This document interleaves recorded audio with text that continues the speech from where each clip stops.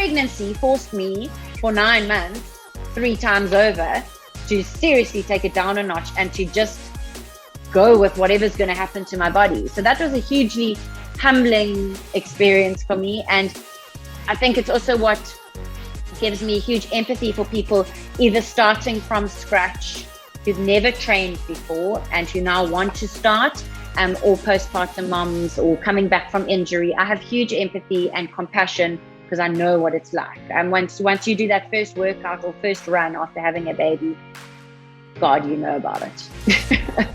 Today I'm chatting to Ash Iovino, aka FitMom. Now, just a quick reminder, I'm not qualified as a health or fitness expert. I'm purely passionate about finding out what works for my body at different stages of my life. And more specifically, I'm interested in optimal living. Looking physically better is definitely a bonus, I'm not going to lie. But what gives me energy, drive, and motivation in all aspects of my life is feeling strong and healthy, which is why I sat down with Ash to hear more about her approach to healthy living, how she coaches hundreds of women to lose weight and get stronger, and getting her insights into the unhealthy dieting culture and extreme restrictions. Ash is a certified personal trainer who created FitMom Community over 7 years ago to offer women sustainable health and fitness resources and support that will transform their lives for the better. As a mom of 3, Ash is incredibly inspiring and pretty badass if you ask me. As she approaches her 40s, her body is stronger than ever before, and she continues to coach hundreds of ambitious women seeking healthier and happier lives through her FitMom app, her FitMom Forever one-on-one coaching, and her most recent offering, the FitMom Strong Challenge, which, disclaimer, it ain't just for the moms out there. Hence why I'm also going to be taking part. If you're interested in knowing more about the FitMom Strong Challenge, which is Ash's biggest program yet, then head on over to fitmom.online or ash_fitmom on Instagram and join the challenge starting 5 September. Now, if you by any chance are listening to this episode after the 5th of September, don't worry, Ash has some epic programs and challenges lined up. So best you go and subscribe to her email list, and so that you do not miss out on what's to come. Okay, enough of the chit chat. Let's get into today's episode, which is one of 2 episodes that I've recorded with Ash.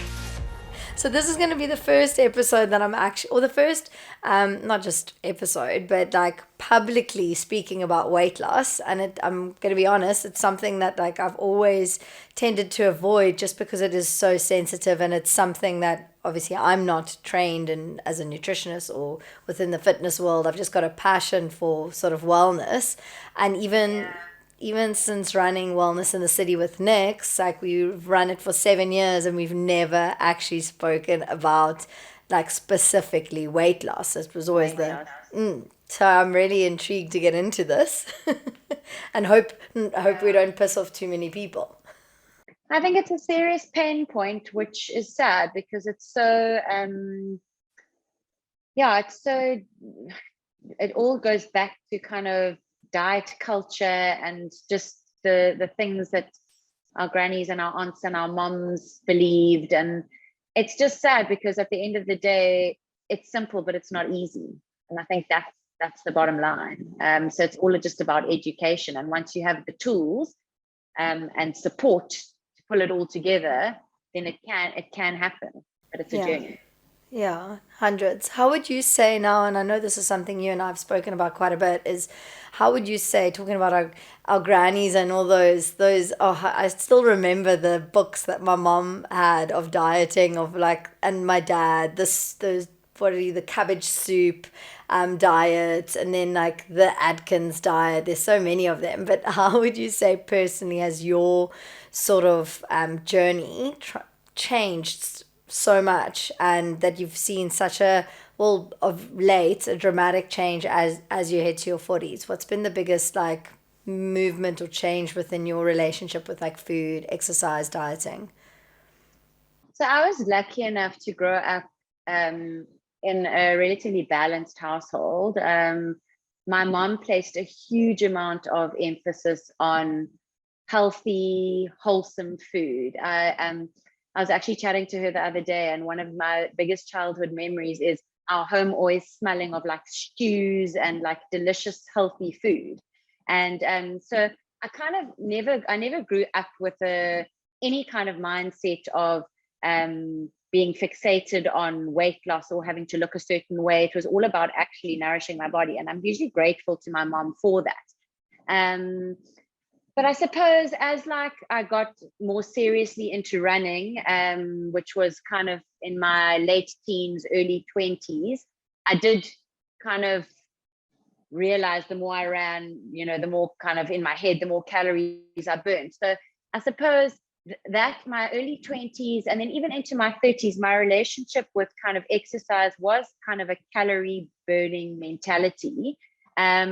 I would never say that I completely punished myself, like I had to go for a 20K run because I had a pizza on a Sunday.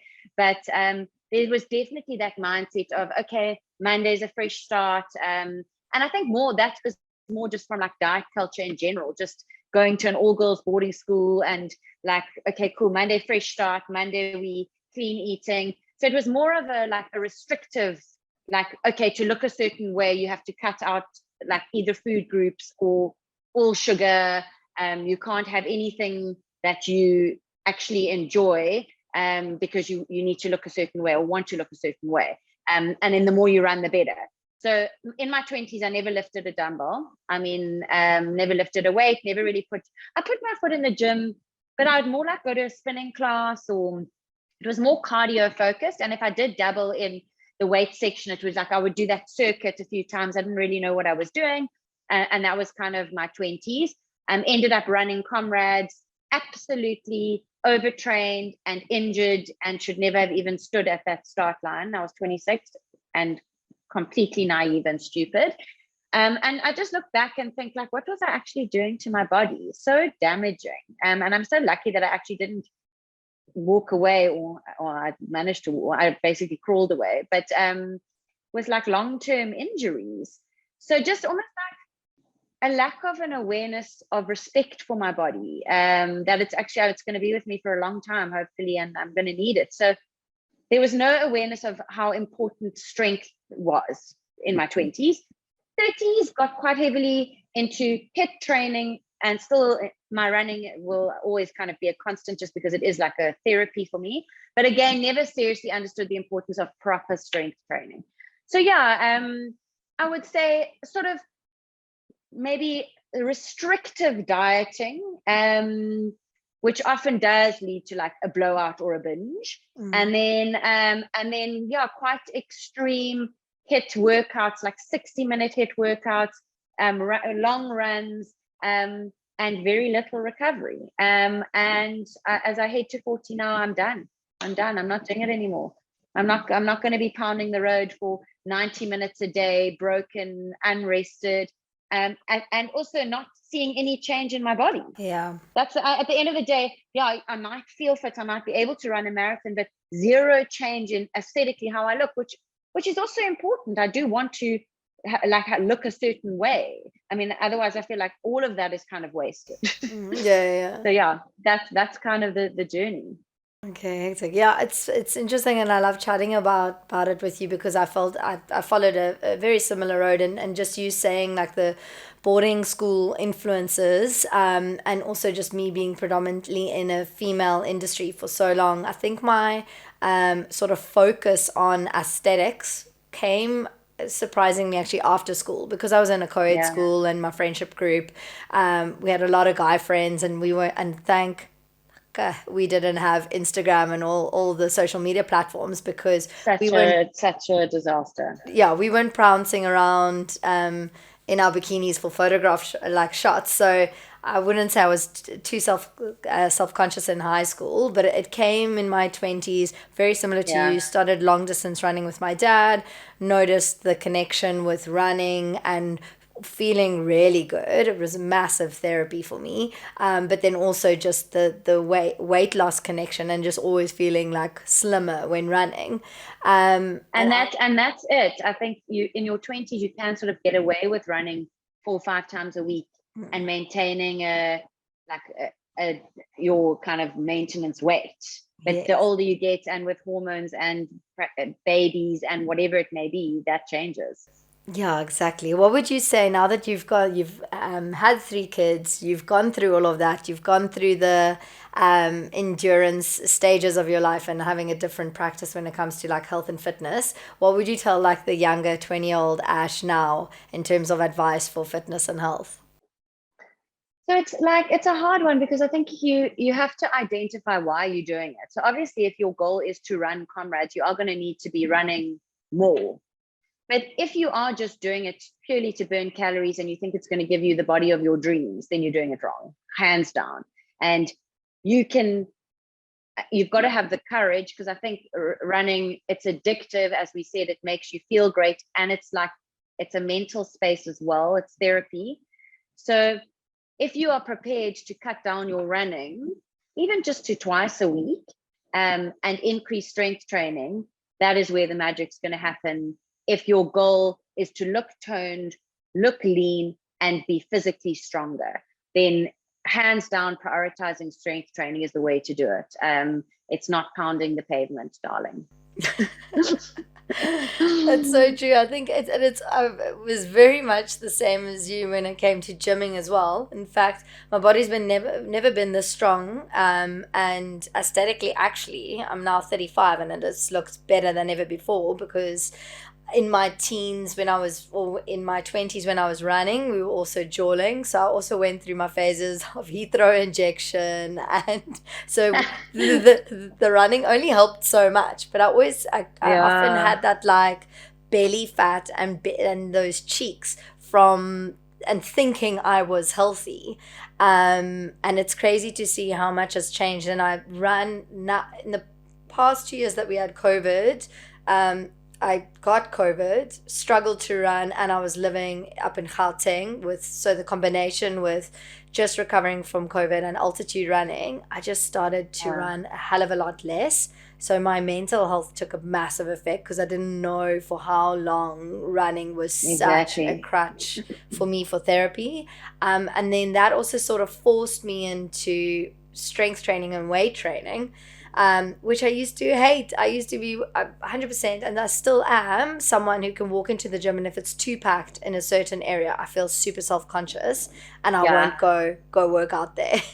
Yeah, it's such like a male-dominated space. Like when I go into the weight section now, I have a little bit more confidence now that I've been doing it for almost a year. But in the beginning, like it was very intimidating, and now I see like women in that section, and I almost want to like fist pump them. Yeah. You go.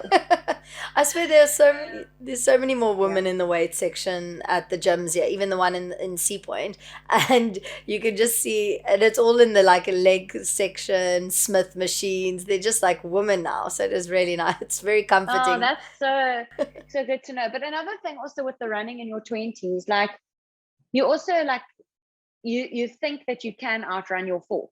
So I know everyone always used to say 80-20 rule, and abs are made in the kitchen, and but I never placed as much emphasis on that as I did on my running.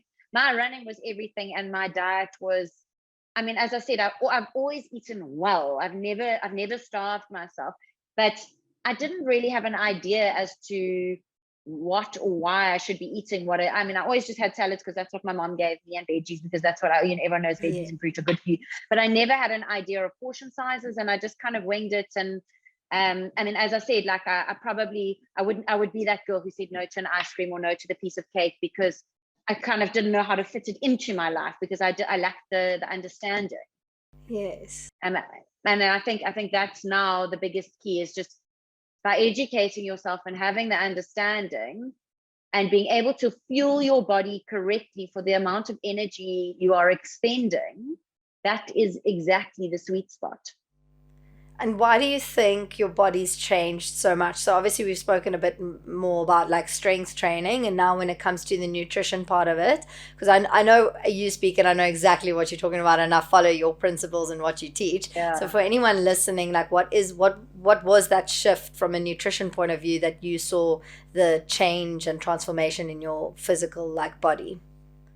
So I think one of the biggest myths, which I've just touched on, is that you can't gain weight if you're eating clean.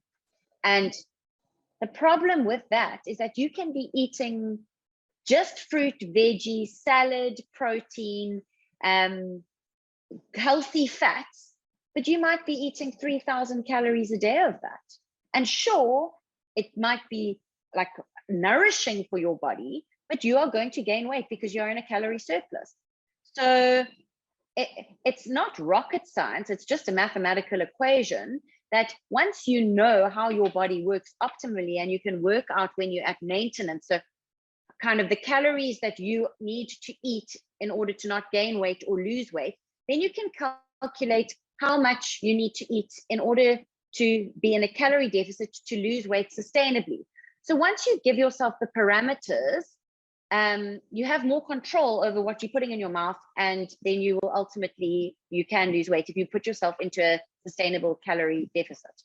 I'm not sure if that answered your question No, correctly. 100% does. And as you were saying it, the first thing that came to mind is I've got a group of guy friends that they keep, whenever we have a braai or a social gathering, they always sort of rip off Rocco and I and say like, oh, but you don't eat carbs. And I'm like, that is so old school mentality. Just because So old school. yeah, just because whenever we've, I don't know. Okay, Rocco just has got really good genetics, but he's also very focused on like fitness, and so Yeah. like he looks good all year round, and so the guys often rip him off for his six pack or whatever pack is underneath there. And the biggest thing that they always tell him is that he doesn't need carbs. Like is like they say, oh, but you definitely don't need that at home. Yeah. And we're like, really? And that's why, yeah. So it's such an old school mentality, and it actually drives me mad. Also, the whole like, if because I'm very open. I love chocolate, and I know how to put myself in a calorie deficit. I know what my maintenance calories are. So if I want to build in a chocolate every day into my diary, my food diary, I do, because I would rather have my Kit Kat or whatever it may be. At the moment, actually, I've been having like ice lollies because of the heat. I would rather have that than get to the weekend and then have to mow down a whole slab or two slabs, which I've also been known to do in the past. I would rather just enjoy it, build it into my day. I also think like we hear like health and nutrition and fitness is supposed to be enjoyable. It's supposed to enhance your life. It's not supposed to be this massive sacrifice where you hate every minute. And that's why people can't sustain what they usually the next fad diet that they jump into, because it's so unenjoyable. Yeah. Well, and as I said, no carbs, and we're talking about old school mentality. We of course know there are people, a lot of people that believe in sort of restricting their carb intake and keto and banting, whatever you call it, and intermittent. Yeah, and intermittent fasting, all those different techniques, they work for a lot of people. But I know what you practice is more of a holistic and balanced approach, and it's every sort of different healthy diet lifestyle can work for different people and different for whatever their needs are. And for instance, a lot of people maybe vegans or vegetarians, etc. But when it comes to like what you coach on, you focus more on the balanced approach and calorie counting. So for anyone that is listening who doesn't really necessarily know what calorie counting is, can you explain it a bit and also debunk the myth that that's obsessing over calories and counting everything that gets put in your mouth? Because I'm sure some people may have that perception. Yeah, so calorie counting is not a tool, something that you want to do for the rest of your life. It's something you would do initially to educate yourself, a tool that you would use to understand macros, your macronutrients, so your protein, your carbs, your fats, to understand how those play out in different foods. Like, I mean, some people might eat a whole avo in their salad. Do you know how many calories that is? Do you know how much fat that is? So it's basically an educational tool so that you understand the caloric values of your macronutrients. And once you do understand that, you can move away from using an app to track, because you can start, I think if you've done it for long enough, you can start kind of eyeballing food and guesstimating accurately, as accurately as possible. And then you don't need to use your calorie counting app. I use MyFitnessPal. I know there are a few apps out there, but I find MyFitnessPal to be great, and it has a great database of kind of everything that you come across. But it's just a tool you use to educate yourself, and then you can move away from it and eat intuitively and flexibly from there on. Some people never want to move away from it. Some people will use it, love the control that it's giving them, and the understanding that it's giving them. Maybe they won't track, they'll go on holiday 2 weeks. I would advise not tracking on holiday for 2 weeks, come back, get back on it, track again. It just depends, but it's not something that I advise to do for the rest of your life. It's merely a tool to educate you, so that when you do sign up with me and then eventually our journey comes to an end, you walk away understanding what you are putting in your mouth and why. I don't slap you with a meal plan and say, okay, cool, this is what you need to eat. Because for all I know, you don't even like tuna or eggs or whatever I may put in the meal plan. So it allows you to eat according to your preferences and enjoy your food, but within a boundary of your calorie deficit, so that you do see the results you're after. I must say, like, even personally, calorie counting, just the name in itself put me off a few years back when Me I used too. to, when I used to hear that. And I also was very much like you, used to run for the love of it, and knew that because I was running, I could feel myself with a lot more. But aesthetically, I was still sitting with, like, I was unhappy with just being a healthy person, but having like belly fat, like proper like belly Totally. fat. And that's when I took a deep dive in my hormones, and then started to sort of educate myself, especially when it comes to the calorie counting part. And I'm not really good at it, but MyFitnessPal, what it did help me with, and why I suppose I thought I didn't want to get into it, was because I connected it with being obsessive with what you eat. And I love that free reign of, I don't need to know what I'm eating tonight. I'll wing it according to what I feel like. But what I love, Exactly. but what I love about that is, and having that tool, is it really does open up your eyes in going, oh gosh, I'm complaining that my jeans are tight, especially when you come back from holiday or over winter period. It's so nice to get back into a balanced approach of healthy eating, because having a tool like that, because I also used to have the mentality, and still do, when you come back from holiday, everything's a bit tighter, feeling a bit more sluggish. Your immediate thinking goes clean eating, cut out sugar, no more alcohol, no more this, like being restrictive. Like my mind just goes there. And by All having of us, it's default for women. totally, and just having that tool, that is so science-based to me. It's like, oh, exactly like you said, it's like, it's not putting any food in a bad or a good category, because your avo that you're eating may be more calories than the like chocolate that you're eating. And like, just putting that into perspective really is a great guide in losing fat and being healthier.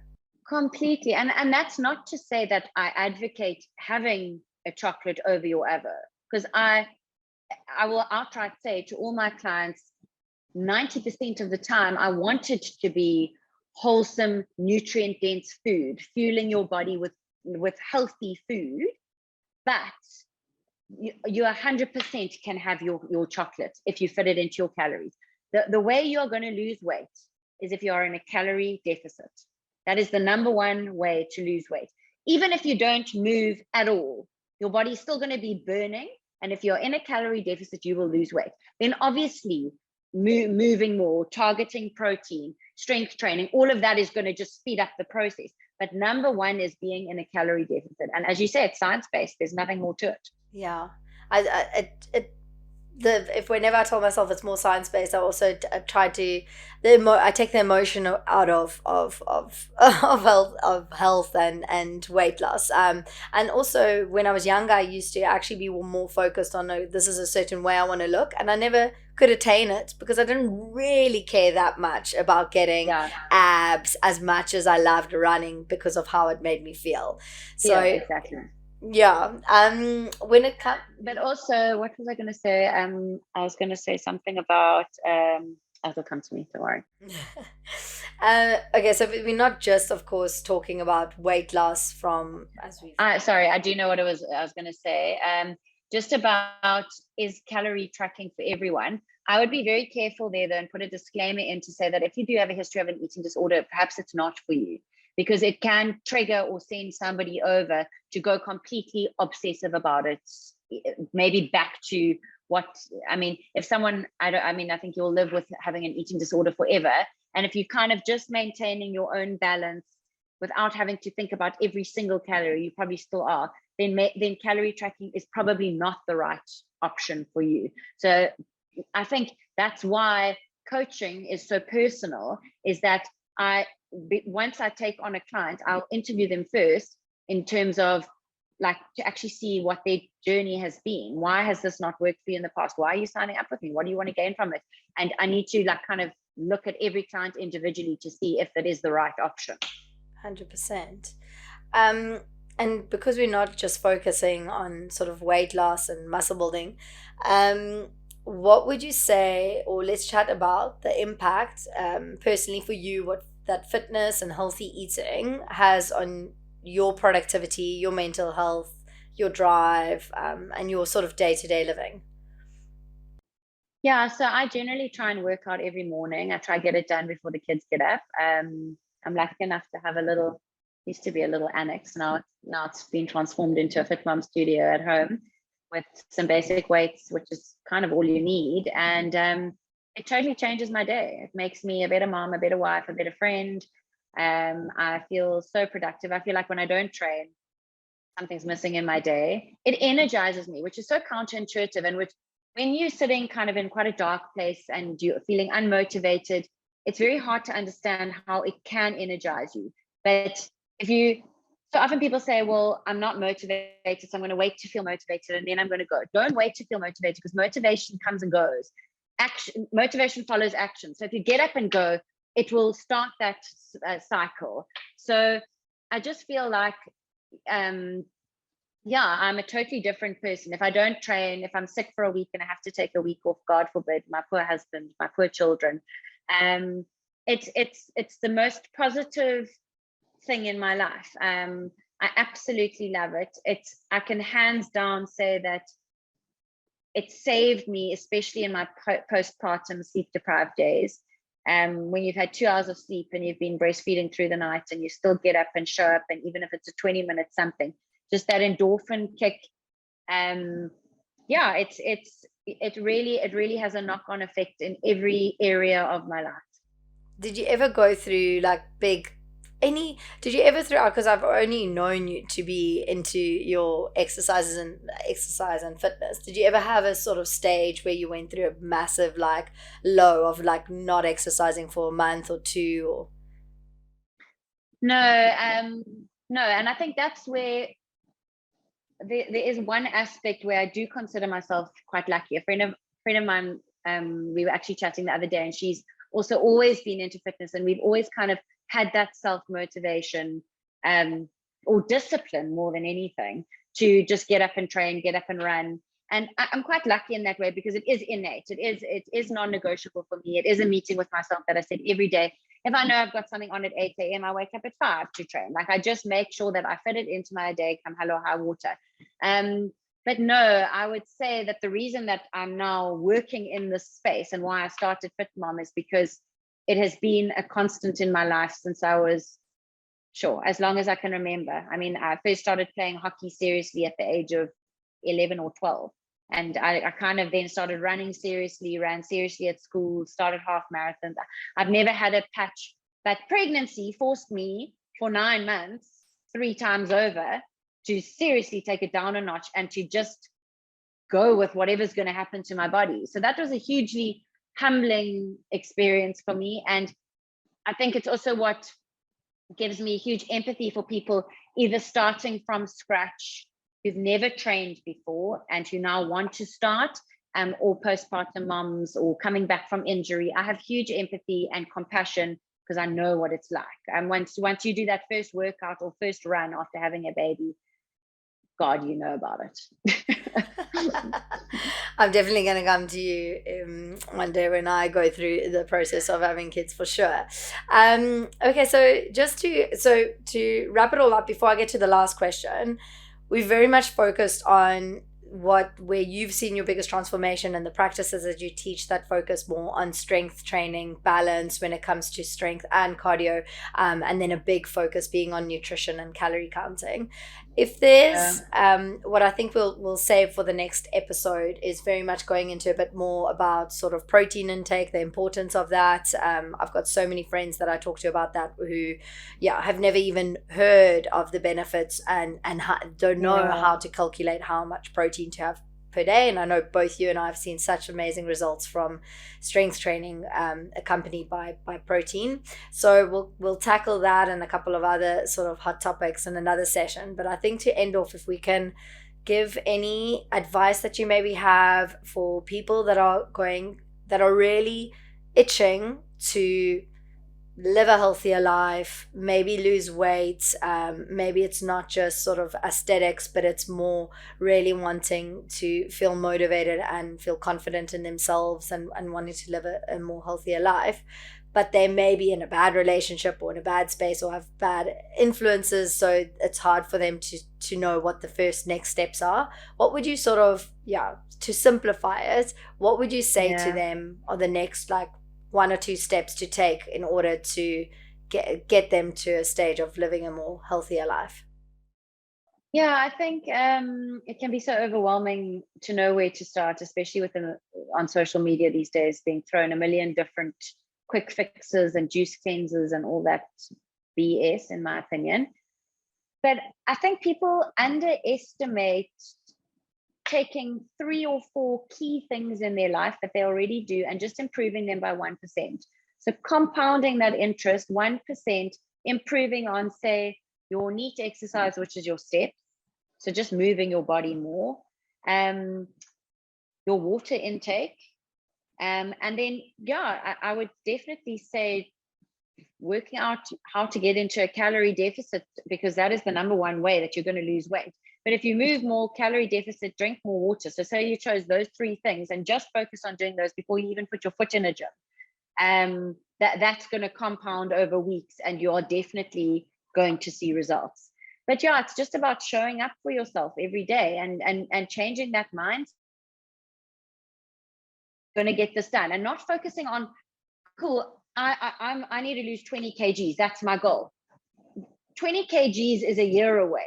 So set up the systems now to get you to that goal, but focus day by day on those systems, that 1% improvement on 3 or 4 small things every day. I love that. It's a good reminder in many aspects, not just weight loss, not to focus on quick fixes. Yeah, I think if you've got that quick fix mentality, I've got a holiday in 6 weeks and I'm going to starve myself.